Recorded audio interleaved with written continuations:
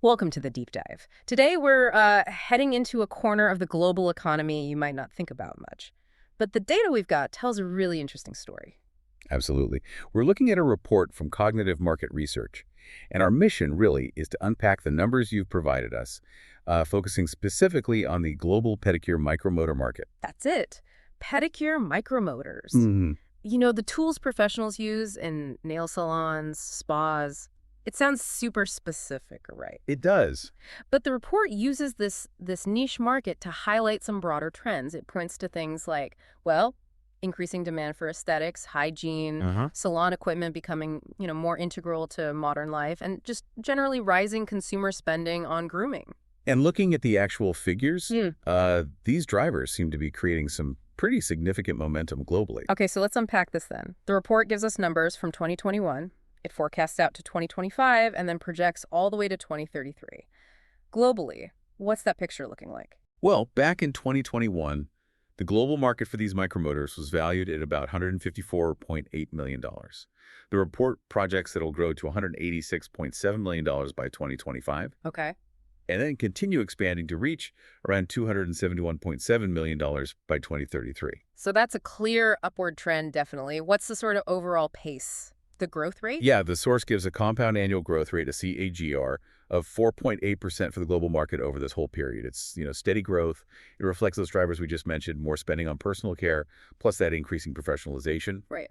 and integration of salon services worldwide. Okay, so 4.8% global average. That gives us a baseline. But where does the data show the real acceleration happening? And maybe where is growth a bit slower? Right. If we look at the Asia-Pacific region, APAC, that's where the numbers show particularly strong momentum. It started at $55.1 million back in 2021. Mm, Expected to jump pretty significantly to $69.6 million in 2025 and projected to hit $106.2 million by 2033. that's a powerful trajectory. What's the CAGR for APAC then, compared to that global 4.8%? Their regional CUB-GR is a solid 5.4%. Ah, okay. Yeah, notably higher than the global average. Yeah. This region is really helping to kind of drive the overall market forward. And within APAC, are there specific countries pushing those numbers? Yes, the source highlights India. It has the fastest growth rate in the region, showing really remarkable acceleration. Its market value goes from $5.8 million in 2021 Okay. up to $12.5 million projected by 2033. Yeah. That's an impressive 6.3% CAGR. Wow, 6.3%. That's significantly higher than the global average, isn't it? It really is. What do you think might be driving that specific burst in India? Well, that high CAGR, it suggests those key drivers like rising consumer spending on aesthetics, the expansion of professional salons are just manifesting very strongly there. It could reflect maybe a rapidly growing middle class investing more in personal grooming, or perhaps just a wider adoption of these services, across cities and towns. Fascinating. It's amazing how a specific tools market can signal such broad economic and, well, social shifts. What else stands out in APAC? Well, China has the largest market size within the region. It's growing robustly, too, with a 5.6% CAGR. Right. Southeast Asia also shows really strong growth, posting a 5.7% CAGR, very similar to China. Okay. Japan and South Korea show solid, maybe slightly more moderate growth, around 4.6% and 5.3% respectively, still contributing significantly, though. So Asia Pacific, especially India and Southeast Asia, looks like a real hotbed for this market's expansion. Definitely. Let's pivot to North America. How does that compare? North America is, well, it's a large market overall. It reached $36.2 million in 2021, projected to hit $61.7 million by 2033. Its regional CAGR is 4.6%, so very close to the global average, actually. 4.6%. Any notable differences within North America? Well, the United States, as you probably expect, is the largest market there. It's growing at a steady 4.3% CAGR. Right. But interestingly, the report shows Canada posting slightly stronger growth within North America. It's projected at a 5.7% CAGR through 2033. Really? Canada growing faster than the U.S. in this segment? That's kind of surprising. It is a bit, yeah. The report doesn't dive deep into why, specifically. But it suggests maybe factors like, I don't know, increasing integration of salon equipment, or perhaps changing consumer habits around professional pedicures. Maybe accelerating a bit faster in Canada compared to the U.S. right now. Interesting. Mexico also shows healthy growth, by the way, at a 4.9% CAGR. Got it. Okay, let's hop over to Europe then. What are the numbers telling us there? Europe's another significant market. It totaled $43.5 million in 2021. and it's projected to reach $73.5 million by 2033. Its regional CAGR is 4.5%, so slightly below the global average. This audio was created with podcastle.ai. Is 4.5%, so slightly below the global average and just under North America's rate. Okay, 4.5%. Are there standouts in Europe like we saw elsewhere? Any particular countries with strong momentum? Yes, actually, the United Kingdom shows pretty impressive traction. It's growing at a 5.4% CAGR. Oh, wow. Which is, yeah, higher than the European average and actually matches APAC's regional rate. So the UK is kind of leading the European pack here for these tools anyway. According to this source, yes. Germany is also a strong performer at 5% CAGR. But while other major European markets like, say, France, Italy, Russia, Spain, they're growing at more moderate rates, generally between 3.7% and 4.3%. The UK and Germany seem to be showing faster adoption or expansion right now. It hints that maybe those key drivers, aesthetics and professional services, might just have a stronger market impact there currently. That paints a good picture of the larger markets. Let's touch briefly maybe on South America. Sure. In South America, countries like Brazil, Argentina, Colombia, they show growth rates sort of hovering around the regional average. We're talking like 4.3% to 4.5% CAGR. Okay. Peru and Chile are slightly slower, around 3.5% and 4% respectively. Yeah. So it's moderate, pretty steady growth across the region. And finally, the Middle East and Africa. How does that region stack up? Yeah, this region shows the slowest growth among those detailed in the report. Countries like Egypt and Turkey have pretty modest KGRs, around 2.8%. And the report also notes that the rest of the Middle East segment shows minimal growth, a very low 1.3% CAGR. Wow, 1.3%. That's a really stark contrast to the, 6.3% we saw in India. Huge difference. Based on those drivers mentioned in the report, aesthetics, hygiene, spending, what might explain such slower growth here? Well, it suggests that while the desire for aesthetics and hygiene is probably universal, the economic capacity for investing in professional salon services, or maybe just the widespread adoption of this specific type of professional equipment, might not be accelerating at the same pace as in those other regions. The drivers might be present, but their market impact on this particular tool seems more limited right now, at least according to this data. That really highlights it, doesn't it, how specific market data can reveal the uneven way global trends play out. So we've taken quite a deep dive into the numbers for the global pedicure micromotor market, a seemingly small segment. And what we found is, well, significant projected global growth, yes, driven by those universal trends in personal care, but with really fascinating differences in momentum across the regions. It paints a picture of where those trends are having the biggest market impact right now. Yeah, the source definitely highlighted that strong growth in Asia-Pacific, especially India and Southeast Asia kicking off. And it also pointed to, impressive traction in places like Canada and the UK. While, on the other hand, regions like parts of the Middle East and Africa are showing considerably slower growth, based on these numbers anyway. This dive into such a specific market segment, it really does show how broader trends, lifestyle, tech, economics, they manifest in, often unexpected places. It's a reminder, I suppose, that you can find clues about global shifts in some pretty niche data. Precisely. The rise of aesthetics and personal care, coupled with economic factors, is clearly shaping demand for tools like these worldwide, but definitely with varied intensity. So thinking about that variety and how aesthetics and personal care are driving growth in this very specific tool, considering this, it makes you wonder what other seemingly minor tools or services, maybe even ingredients, might be quietly experiencing significant data-driven growth that we just aren't really seeing or talking about at a macro level yet. That's a great question to ponder. Something to think about based on this dive into the numbers. Welcome back to the Deep Dive. Today we're plunging into, a surprisingly dynamic corner of the beauty and personal care tech world, the pedicure micromotor market. Yeah, it sounds niche, but there's a lot going on. And for this deep dive, we're using insights from excerpts of a source called Pedicure Micromotor Market, Drivers, Challenges, and Trends by Cognitive Market Research. Right. So our mission today is really to unpack the key insights from that source.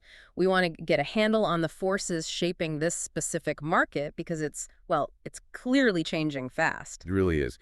And it's interesting because, like the source points out, it connects to these much bigger things, like the whole DIY trend, how tech is getting into everyday self-care, and are changing ideas about personal wellness. Definitely more going on than just, a fancy nail file. Exactly. Okay, so let's dig in.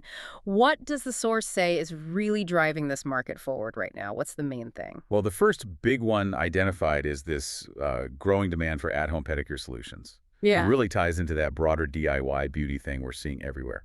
Consumers want those salon quality results, but they want the convenience, maybe the lower cost over time of doing it themselves at home. Right, on their own schedule. And these portable micromotors, they fit right into that need. Perfectly.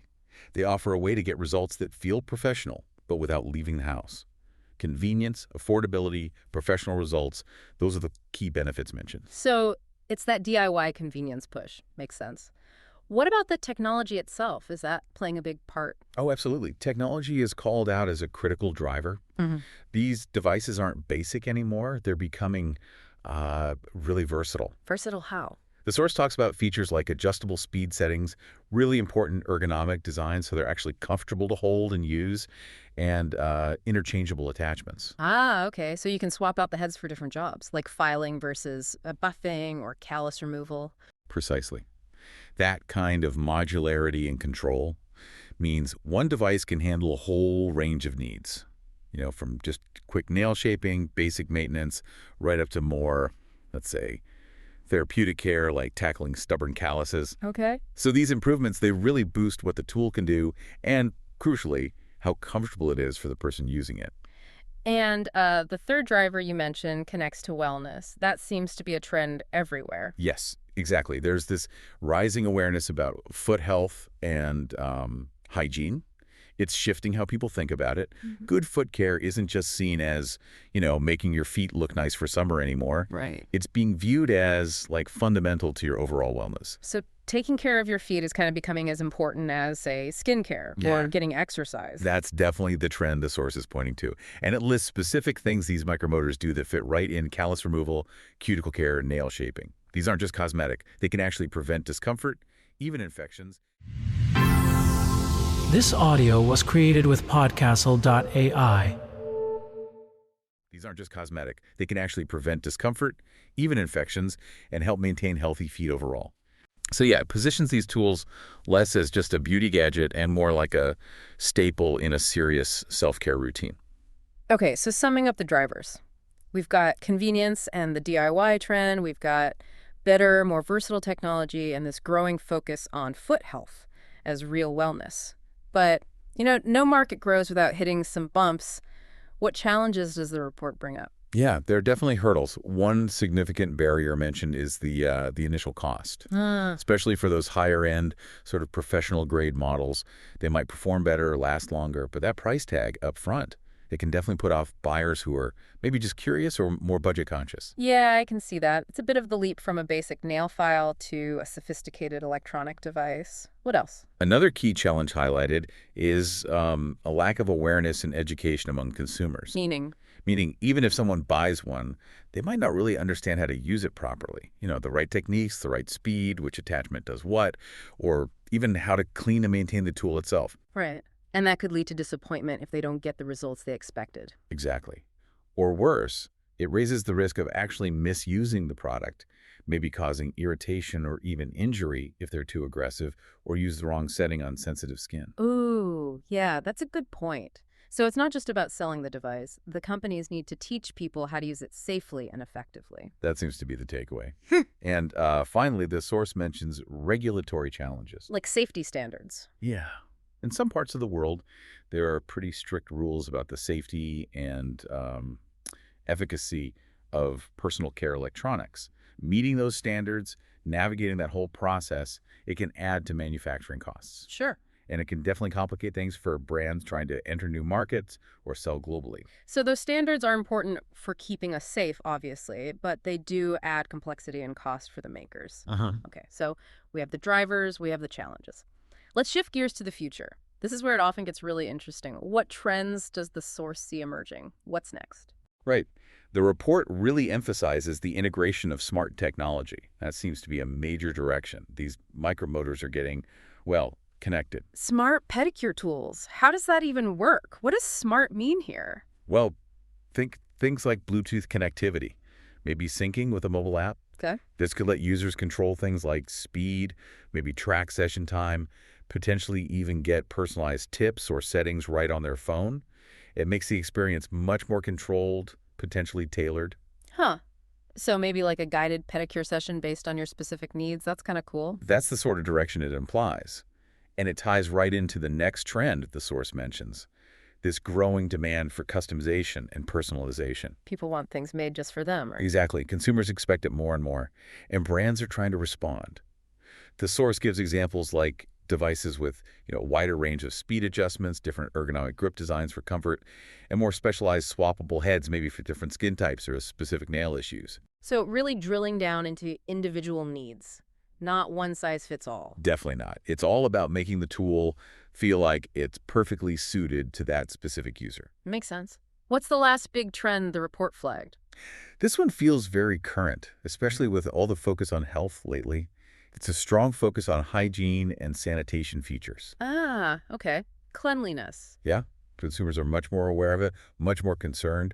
So they're actively looking for features that help keep the device clean and safe to use repeatedly. The source talks about things like maybe a UV sterilization built into the charging base, perhaps antibacterial coatings on the device itself, and just designs that are fundamentally easier to take apart and clean properly. Those hygiene features sound crucial, actually, especially for something you're using on your skin. That must build a lot of consumer trust if a brand gets it right. Absolutely. It shows a commitment to safer grooming, cleaner practices, and that really resonates with people today. So wrapping up this deep dive into the pedicure micromotor market, it's pretty clear it's this fascinating spot where, beauty, wellness, and tech are really coming together. And it's being pushed forward by things like digital innovation, that growing awareness of foot health being real health and just changes in how we live, bringing more of that self-care into our own homes. It's definitely carving out its own important space. Yeah, it really shows how even in what seems like a small product category, tech and changing consumer values can create some pretty big shifts and opportunities. Definitely. And that leaves us with a final, maybe provocative thought for you to chew on. How do you see these lines between personal wellness and high-tech gadgets continuing to blur? Maybe merging in even more unexpected parts of our daily routines. And what might that mean for how we approach self-care in the future? Something to think about. Definitely something to think about. Until our next deep dive. This audio was created with podcastle.ai.